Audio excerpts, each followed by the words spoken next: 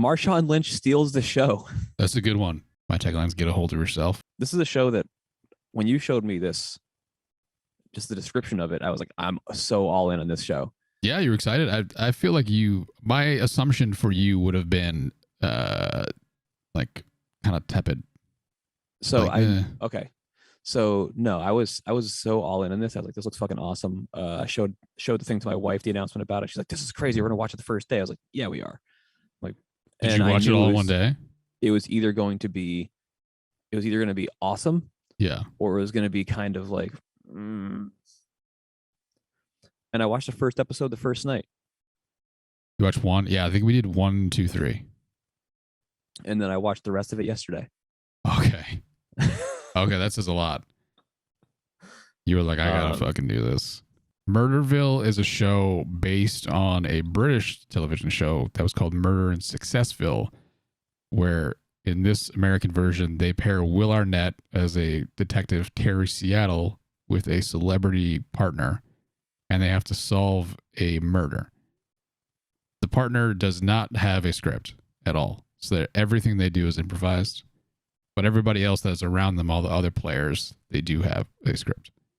They know some loose improv based on what he's doing, but sort of like scenes set up. That's basically the premise of the show. Yeah, so it was Will Arnett as Terry Seattle, and then Hanifa Wood as his chief, Lillian Bowden as Amber Kang, who was the medical examiner, and Philip Smithy as Detective Daz Phillips. Daz, yeah. I think that's pretty much it. Everybody else is like if they're in it. I don't think they're in more than one episode. Right. Those 4 are in every one. Came out So February 3rd. Came out Thursday. Yeah. Yeah, Thursday, February 3rd on Netflix, which is where you can find it, and it is 6 episodes. This show, like I said, I was very excited about this, and the first episode, the episodes they vary in quality throughout. You didn't like the Conan one? Like, the Conan one was fine. Yeah. It was fine, but like, I don't know. Either I used to love Conan, like his show, and I still like when Conan goes places and does things. Yeah. But it felt like almost like he was forcing talk show Conan onto it. Yeah. As opposed to, which that's most time he's been on camera is being talk show Conan. So it's just a very particular personality that he's putting onto it. And I don't think he was putting like maybe himself into it as much as other people were. So I kind of like almost fell off in the first episode. It's like, oh man, this is going to be the disappointing version. And I was like, all right, whatever. So I go and I watch the Marshawn Lynch episode, and that was insanely good. Like episode 2 is like for sure. Yeah. If you're like me and you like fell off a little bit or like were a little let down by episode 1, episode 2 is just over the top good. Marshawn Lynch is very good at improvising as himself. So I want to get into that a little bit. Yeah. Let me go through this thing. I wrote a fucking big thing on this one. Murderville is fun to watch with someone else. We play along and try to figure out who the killer was based on the clues. Did you watch the rest by yourself? No, we watched it together. Okay. It's definitely fun in that play along at home kind of way. A lot of it's really simple, but it still has a little of interactivity to it, which is, again, just fun to do. Were you like trying to figure out who it was by the end with your wife? Yeah, at the end of the episode, I was like, who do you think it is? Yeah. I think it's, and we were both right about 50% of the time. The thing about the show is it's essentially a comedy duo, and Will Arnett's Terry Seattle is not the straight man. I think the episodes where the guest star got that and was able to keep their composure were the ones that worked the best. Or if they just took it very seriously, it also worked quite well. For that reason, I feel like Marshawn Lynch was a better guest than Ken Jeong, because Marshawn took it seriously and broke character much less than some of the trained comedians that were on the show.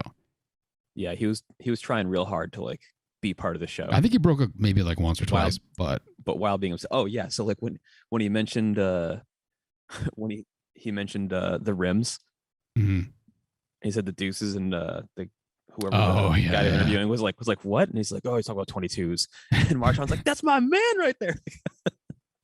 I was like, yes, like that. It was such an authentic reaction. Like, yeah, when he was the dealer, I think in the blackjack game, I think he broke once too.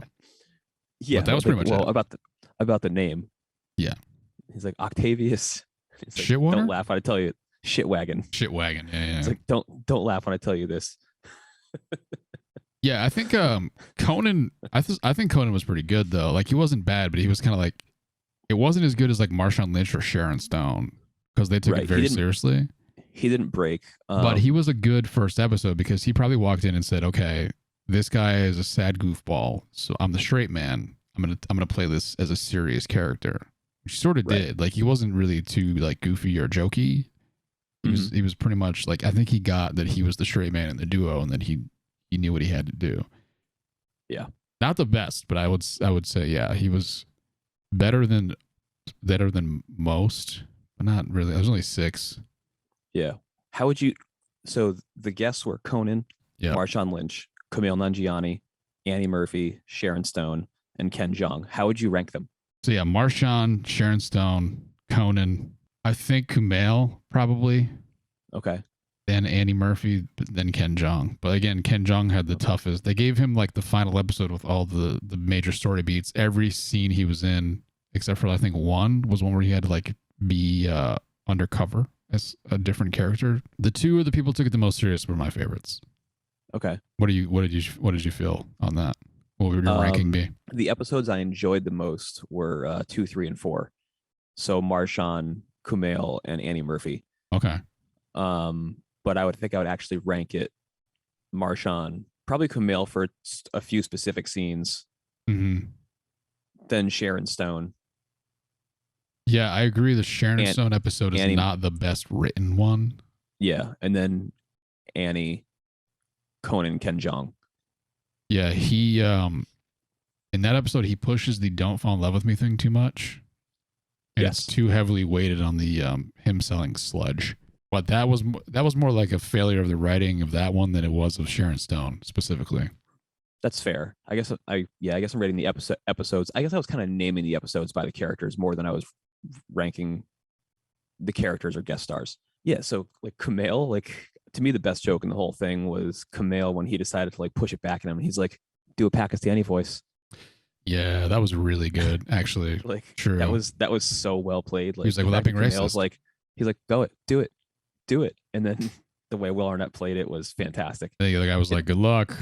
Yeah, I was hoping that was very good. You know, because sometimes people practice beats ahead of time. Yeah, they might discuss something to do, and I'm hoping that didn't happen. Yeah, because they had no script. It doesn't mean they didn't necessarily know if they wanted to do a beat or not. I don't know. I feel like a lot of the time it felt fresh. Yeah, I feel like a lot of the time in the Annie Murphy episode, she kind of seemed like she was like, "What the fuck is going on right now?" So I don't know if they gave it to people and she was still that kind of looked that lost. I'm not saying she was bad. I would just say like she's just seemed like she didn't know what to do at some moments. But when she was on, like, she was funny for sure. Yeah, she was. I think she was trying to figure out how seriously to take it. Yeah. And in those moments, because she would just kind of like smirk and like tighten up for a second and then go on and do her thing. She's like, oh, okay. When she did the thing later on though, where he was feeding her lines, like the way she played that was great. Her episode, I had higher enjoyment than the Sharon Stone episode, but Sharon Stone was, I think, a better participant. Like I said, I think the Sharon Stone episode might not have been written as well. In fact, as a participant, she might even be a 1 just because she was close. There was never a I mean Marshawn, the same thing. There was never a delay or never like a hesitancy or thought process. It was just like, this is what I'm doing now. Oh yeah, like when they were talking to the hospital administrator and she said something about her and she's like, people usually say I'm difficult. Yeah. Like, that was great. When Marshawn, the dude came out with the bat and Marshawn just straight up basically tackled him.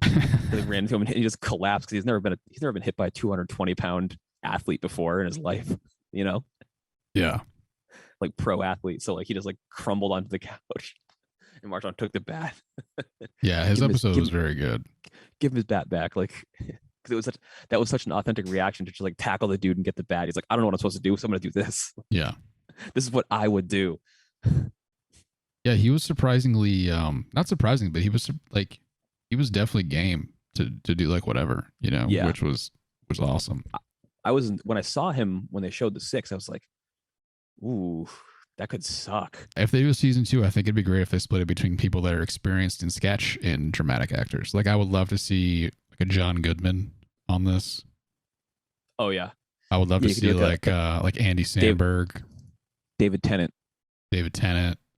CNN said Murderville should have been an SNL sketch, not a series. Oh, fuck you, CNN. Yeah, The Guardian said Balloon Boy motherfuckers. Almost every scene, the Guardian review tagline is almost every scene is torturous cringe. They watch one episode. This is like a 3.5 or 4 out of 5. Yeah, I would say it's a with the right guess. Like it's obviously the Ken Jeong and Conan episodes to me are the weakest episodes, but they're not long. It's not like it's a beatdown where it's like an hour long. It's like I just saw digest. something, and I realized I didn't say that. They're like 29 to 35 minutes each one. Let's close Murderville real fast. You said you recommend it. Absolutely. You think it's like a 4 out of 5? You said. Or 3.5 or 4. Yeah, I would say the same thing. I would definitely recommend it though. They're short enough. Stick with it because they definitely range based on the guest. I would recommend all of them too, just to finish it because it does kind of have an arc that goes throughout. It does. The life of Terry Seattle, pretty much. And I think Will Arnett is great. We didn't mention that. He definitely does his part really, really well. Will Arnett for sure carries this show, which is I didn't expect to the level that he does because he rolls with. I didn't know he was like an improv person like that, but he rolls with everything. So maybe it rubbed off. Maybe Amy Poehler taught him the ropes when they were married. Could be because she's a legend.